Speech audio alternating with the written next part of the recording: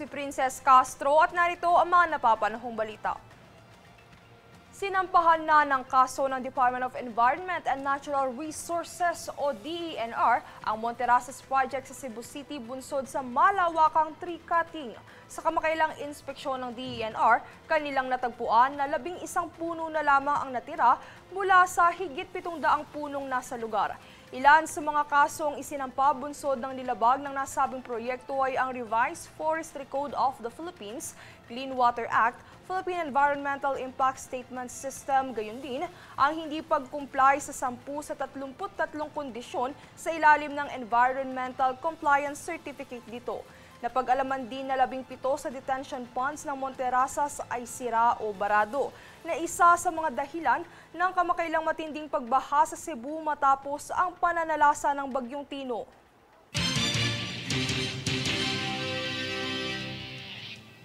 Magpapatupad na ng full alert level status ang kapulisan para sa pagtitiyak ng seguridad ngayong holiday season at sa simula ng simbang gabi sa December 16. Tunghayan ang ulat mula kay Jovi Rodriguez. Sisimulan na ngayon ng Philippine National Police o PNP ang pagtitiyak ng seguridad sa holiday season, partikular sa pagsisimula ng simbang gabi sa December 16 at magpapatupad na ng full alert level status sa mga kapulisan sa naturang araw. Ayon kay Acting Chief PNP Jose Melencio Nartates Jr., nasa 70,744 na mga police personnel ang idideploy o ipapakalat sa iba't ibang lugar sa bansa para ngayong Kapaskuhan. Batay naman kay NCRPO spokesperson Major Hazel Asilo, may posibilidad na tumagal hanggang January 4 sa susunod na taon ang full alert status ng kapulisan. Magroronda umano ang mga itinalagang pulis sa mga pangunahing kalsada at mga simbahang Katoliko para sa tradisyon ng simbang gabi.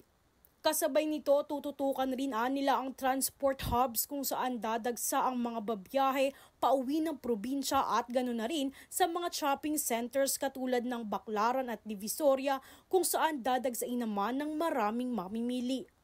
Pinaalalahanan naman ni Asilo ang lahat na dapat ay maging alerto sa paligid laban sa mga mananamantala ngayong holiday season. Sa kabilang banda, pinaiigting rin ng kapulisan ang pagbabantay sa mga komunidad alinsunod sa pagpapatupad ng ordinansa ng mga lokal na pamahalaan sa ipinagbabawal na pagbenta at paggamit ng iligal na mga paputok. Muling pinaalala ng PNP na bawal pa rin ang ilang uri ng paputok sa ilalim ng Republic Act 7183 tulad ng Piccolo, Watosi, Lolo Thunder, Giant Bawang at iba pang delikadong paputok kahit saan mang lugar. Samantala, nakikipagtulungan na ang PNP sa iba pang ahensya ng gobyerno kasama ang LTO at MMDA para naman sa pagsisiguro ng maayos na lagay ng mga kalsada at trapiko sa mga mananakay ngayong holiday rush. Jovi Rodriguez, nag-uulat para sa Golden Nation Network.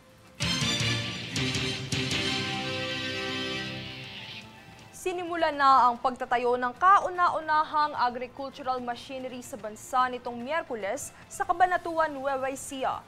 Pinangunahan ni Pangulong Ferdinand Marcos Jr. ang kaganapan kung saan binigyang diin niya na mas mura at mas madaling makuha na ngayon ang mga makinaryang angkop sa pangangailangan ng bawat Pilipinong magsasaka. Samantala, namahagi rin ng Department of Agriculture ng mga 4-wheel drive tractor para sa komunidad ng magsasaka sa naturang lugar.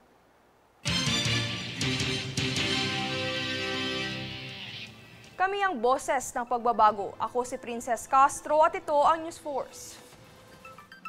Sa ulo ng mga balita, kauna-unahang agricultural machinery complex inilunsad na sa bansa. MSRP sa pulang sibuyas, itinaas na sa 150 pesos kada kilo. Mga nasa likod ng agri-smuggling, patuloy na inuusig ng Senado. Anti-political dynasty bill, isinusulong na maisabatas na.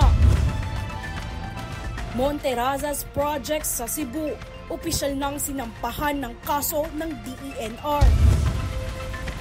At Oplan kontra baha, mas pinaigting ang operasyon sa tulong ng DPWH at MMDA sa Metro Manila. Patas at pantay na balita, komprehensibong ulat para sa pulso ng masa. Ito ang News Force.